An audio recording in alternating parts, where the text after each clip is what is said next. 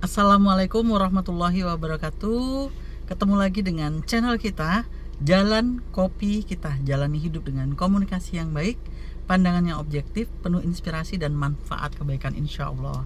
Pada siang hari ini, tanggal 23 September 2025, lagi-lagi saya ingin mencoba mencapai goal YouTube saya, yaitu bukan monetisasi ya pastinya, tetapi goal YouTube saya dalam hal ini utamanya, kalau dapat monetisasi itu hanya bonus aja. Utamanya adalah bagaimana dalam satu video saya ada satu kebajikan atau satu kebaikan yang mungkin bisa diimplementasikan di kehidupan teman-teman semuanya. Pada siang hari ini izinkan saya untuk menyampaikan kunci sukses menurut pengalaman yang saya dapatkan di kehidupan yang sudah saya jalani. Jadi jika teman-teman pengen sukses, satu, kurangilah pikiran ya. Banyak yang harus Anda kurangi dalam kehidupan ya. Satu, pikiran. Jadi otak kita itu kan terbatas. Kita itu tidak bisa memikirkan semua hal kita pikirkan sendiri. Maka apabila dalam suatu kepemimpinan misalnya, itu kepemimpinan yang efektif, yang baik dan berhasil itu adalah kepemimpinan yang bisa menjalankan orang-orang yang dipimpinnya untuk bekerja, untuk mencapai tujuannya dengan cara-cara yang baik dan dalam satu koridor yang jelas, bisa dipastikan dan bisa diukur tingkat keberhasilannya. Sama juga di dalam kita kehidupan sehari-hari itu, kita juga harus mengurangi pikiran kita sendiri. Mungkin teman-teman semuanya di dalam rumah tangga misalnya, yang berperan sebagai seorang suami ya, pria di sini ya. Kalau teman-teman yang pria sudah punya istri, Anda sebagai suami sudah mempunyai nafkah yang diberikan kepada istri Anda, kemudian istri Anda membelanjakan itu untuk kepentingan rumah tangga Anda. Seyogyanya Anda sudah mempercayai istri Anda, tidak lantas Anda ikut-ikutan lagi dalam mengelola keuangan tersebut. Ya mungkin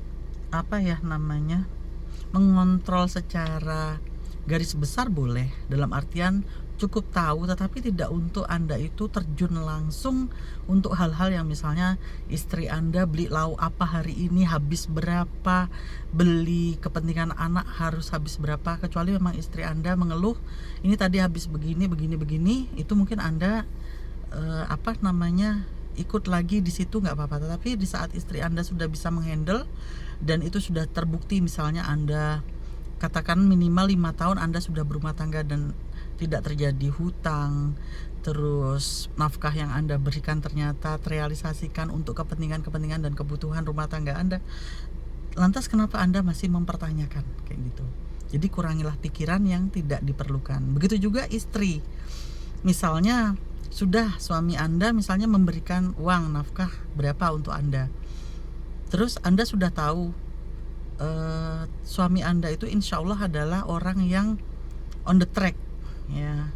Tidak perlu lagi Anda bertanya selama nominal yang Anda terima itu dalam batas kewajaran yang memang Anda sudah tahu, misalnya salari dari suami Anda sekian, kira-kira sekian, dan itu di dalam nominal tersebut tidak perlu lagi Anda mempertanyakan ini lemburnya dapat berapa dan sebagainya, karena kurangilah pikiran. Itu bukan demi yang lain tapi untuk Anda sendiri. Saya katakan otak Anda terbatas, jadi nanti Anda bisa mempergunakan pikiran Anda untuk hal-hal yang memang harus Anda yang berpikir di situ ya. Terus kemudian kurangilah stres ya. Kadang-kadang kita itu nomor 2 ini sering sekali terjadi. Jadi kadang manusia itu stres di hal-hal yang sebenarnya tidak layak dan tidak pantas untuk difikirkan, untuk membuatnya stres. Kadang manusia itu berada di sesuatu yang dia khawatirkan, dia takutkan, padahal itu tidak pernah ada. Jadi kekhawatirannya tingkat tinggi kayak gitu ya. Apa tidak sesuai dengan yang diharapkannya stres. Melihat pencapaian orang lain stres. Melihat kebahagiaan orang lain stres.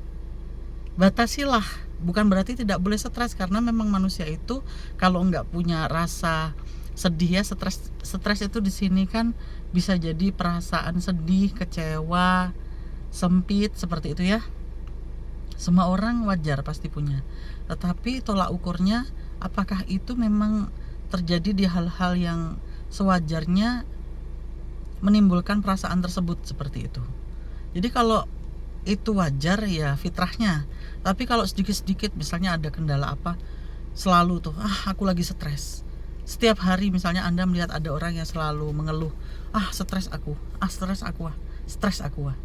Itu selain berarti dia tidak bisa mengelola tingkat kestresannya, kata-kata itu juga adalah doa. Jangan heran nanti mungkin di 5 tahun lagi dia menjadi orang yang betul-betul stres. Mending kalau teridentifikasi. Kalau stresnya tidak teridentifikasi berarti gila yang tidak teridentifikasi. Itu mengerikan lagi. Saya lagi serius loh. Banyak ternyata orang-orang yang mempunyai kelainan jiwa berkeliaran di dunia ini tanpa predikat kelainan jiwa, dan dia berdampingan dengan orang-orang yang masih normal, dan ada kemungkinan dia mempengaruhi kenormalan orang-orang yang masih normal. Itu kenyataannya. Terus yang ketiga, kurangilah makanan-makanan yang siap saji. Kenapa saya katakan seperti itu?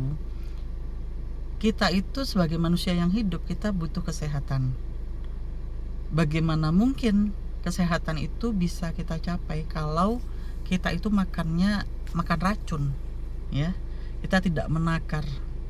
Kita bisa menjadi terlalu gendut.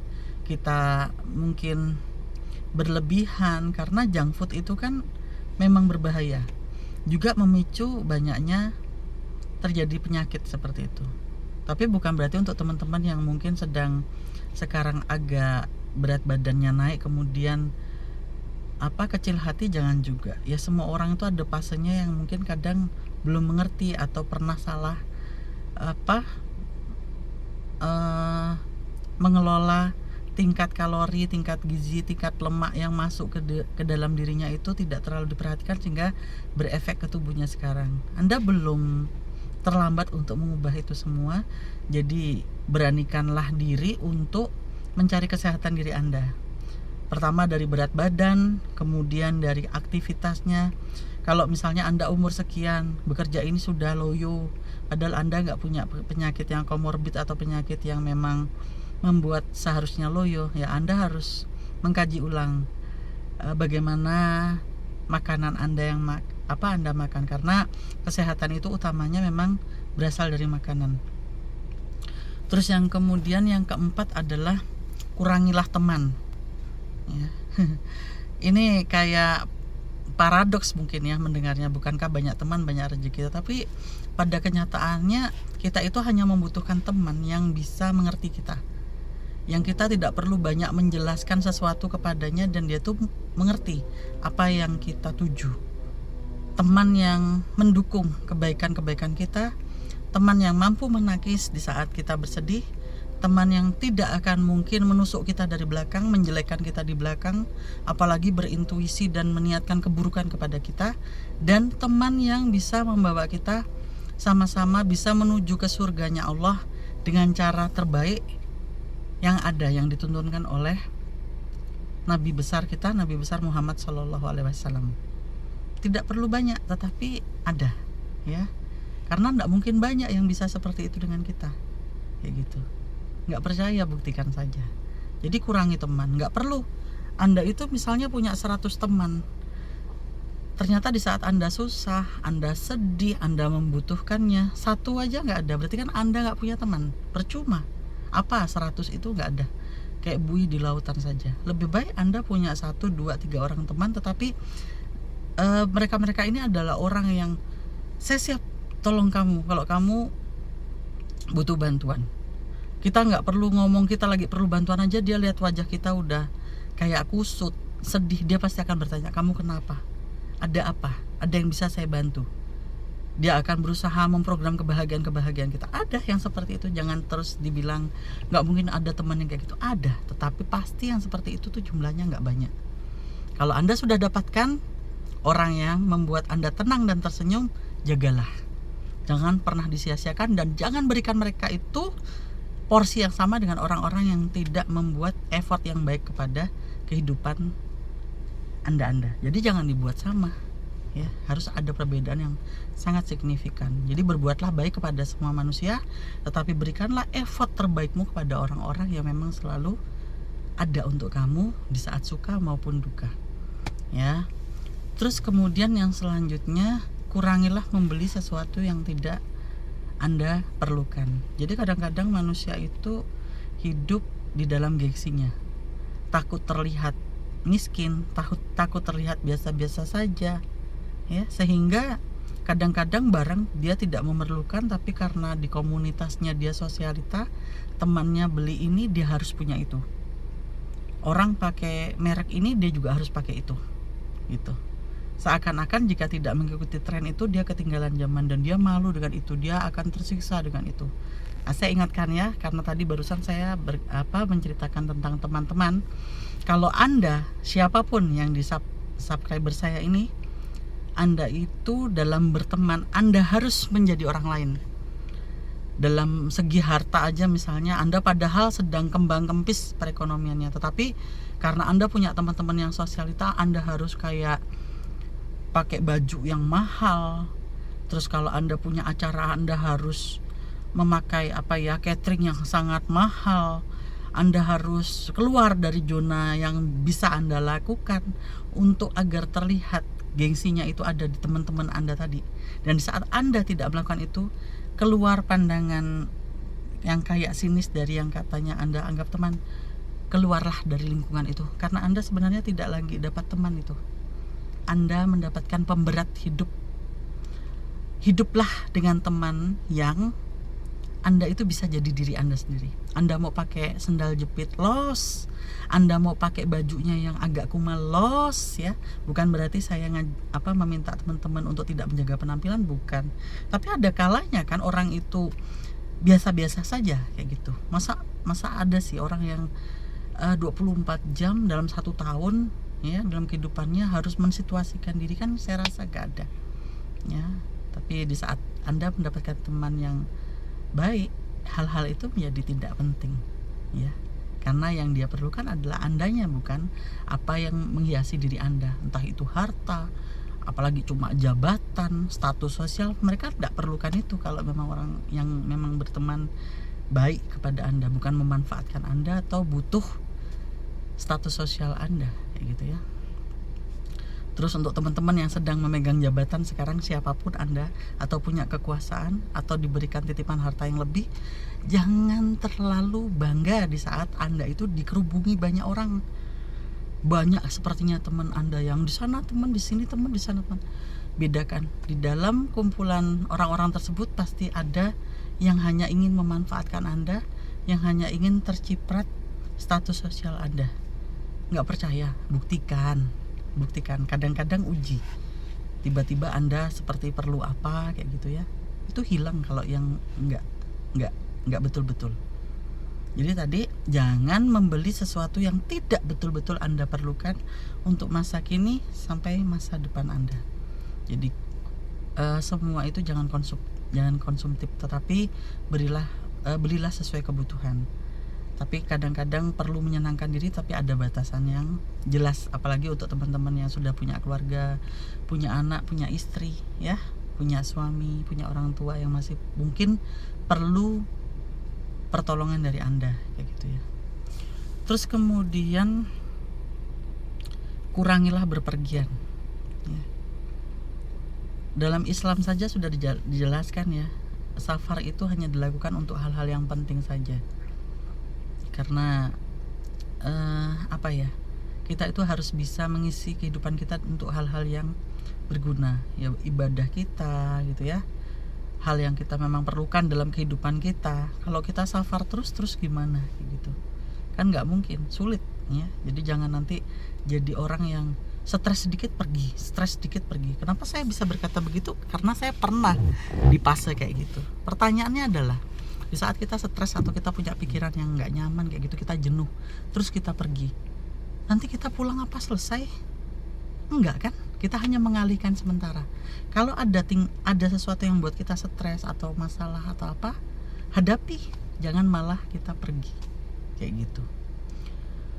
Terus kemudian kurangilah melakukan sesuatu yang tidak ada manfaatnya, yang membuat akhirnya terlalu banyak pemikiran yang membuat kita khawatir. gitu. Jadi kalau kita mau melakukan sesuatu itu, apapun itu loh, dipikir dulu. Kira-kira ini, tapi pikirnya rileks aja, jangan nanti mikirnya tuh kayak kelihatan banget. Aku mau begini mikir, itu malah nanti nggak sesuai dengan konsep yang pertama tadi. Kurangi pikiran, kan nggak sesuai. Jadi jangan terlalu sedikit-sedikit pengen melakukan ini, melakukan itu. Ada kalanya tubuh itu hanya butuh untuk istirahat. Anda terkadang hanya butuh menepi, berhenti, ya, mengistirahatkan diri. Coba saya ingatkan ke teman-teman, kenapa kok anak-anak kecil itu sampai SMP lah ya, kalau saya amati itu sampai SMP hidup mereka ringan-ringan aja, padahal kan mereka juga punya orang tua yang kadang-kadang orang tuanya itu maaf ya, ekonominya lemah, orang tuanya misalnya broken home dan punya masalah dan sebagainya, tapi mereka kok kayak hidupnya enak-enak aja, fan-fan aja, ringan-ringan aja, karena mereka itu sering berhenti, karena nggak mudeng pikirannya, karena nggak nyampe pikirannya, belum dikasih ngerti sama Allah, kan gitu loh. Maka itu perlu diadaptif, jadi kita nggak usah terlalu sering memberikan arti dan kesan terhadap sesuatu yang kita dapatkan. Tapi bukan berarti abai ya, kalau ada sesuatu yang terjadi terus diabaikan terus, biarin, bukan begitu juga, hancur Anda kalau sedikit apapun yang terjadi dalam kehidupan Anda biarin gitu, bukan begitu. Dilihat skala prioritasnya ini, kalau ditanggapi atau tidak ditanggapi, plus minusnya apa. Terus yang paling akhir adalah kurangilah kecemasan. Jadi banyak sekali manusia di era sekarang itu hancur dan mati oleh dirinya sendiri, karena pikirannya sendiri. Itu yang pada bunuh diri, akhirnya depresi tingkat tinggi, tidak punya musuh malah, tetapi Allah membuat dirinya sendiri menjadi musuhnya. Dia dibuat takut dengan dosa masa lalunya. Dia takut aibnya terbuka. Dia takut keburukannya terbuka. Ada sesuatu yang dia tutupi, atau dia takut kenikmatannya hilang, atau dia takut ditinggalkan oleh orang-orang yang dicintainya. Takut yang sangat. Akhirnya timbul kecemasan. Akhirnya kalau bahasa populernya, bahasa kesehatan mentalnya, terjadilah anxiety. Itu. Jadi hindarilah kecemasan dengan cara apa? Kurangi ya, bukan hindari. Kita nggak mungkin untuk menghindari, tapi kurangi. Dengan cara apa? Tawakal kepada Allah Subhanahu Wa Taala setelah kita melakukan ikhtiar yang maksimal. Tetapi tidak dapat saya pungkiri, berdasarkan pengalaman yang sudah saya dapatkan dari diri saya pribadi maupun dari teman-teman saya yang sudah berusia lanjut, anxiety atau kecemasan atau bahkan depresi yang berkesinambungan dan berkelangsungan lama, itu biasanya tidak dapat dihindari untuk orang-orang yang sudah melakukan dosa yang masif terus-menerus dan tidak mau bertobat. Biasanya diberikan itu oleh Allah. Allah akan menghadirkan rasa takut dan cemas yang berlebihan, sehingga dirinya sendiri yang akan menghancurkan dirinya sendiri. Ya, dia ketakutan terhadap dirinya sendiri. Kadang orang itu kalau di dalam rumahnya sendiri harusnya kan merasa aman, tapi dia takut mati sendirian di rumah. Dia takut kalau tiba-tiba jalan dia serangan jantung. Dia takut dia kena stroke. Dia takut suaminya selingkuh. Dia takut istrinya meninggal tiba-tiba. Dia takut anaknya begini. Jadi ada saja perasaan takut yang kalau orang itu masih diberikan kenormalan oleh Allah, itu akan mudah untuk menyikapi, ya, karena diberikan pertolongan oleh Allah. Tetapi di saat itu dicabut oleh Allah, mungkin karena dosa tadi, itu akan menjadi sesuatu yang momok yang sangat besar, sehingga dia mengalami gangguan mental yang teramat sangat, sampai harus ke psikolog, psikiater, minum obat penenang dan lain-lain. Maka untuk menghindari itu atau untuk mengurangi itu, tolong inventarisasi dosa kita, dari yang kecil apalagi yang besar, yang masih kita lakukan terus-menerus secara sadar dan kita tidak mau bertobat, atau kita ngeles terus dengan beranggapan itu normal dilakukan. Hindari, karena cepat atau lambat seseorang yang tidak bisa dirubah dengan nasihat pasti akan dirubah oleh suatu peristiwa dan kejadian oleh Allah Subhanahu Wa Taala. Sebelum itu terjadi ke teman-teman semua, ke anda semua, maka bertaubatlah, taubatan nasuha. Taubatan nasuha itu cirinya adalah dilakukan saat ini juga, tanpa ditunda dan istiqomah. Baiklah teman-teman, sekian dari saya. Semoga ada manfaat kebaikannya. Semoga Allah mencatat kita menjadi orang-orang yang berusaha menjadi baik walaupun belum baik sempurna, tetapi kita selalu berusaha dari hari ke harinya untuk memperbaiki diri. Assalamualaikum warahmatullahi wabarakatuh.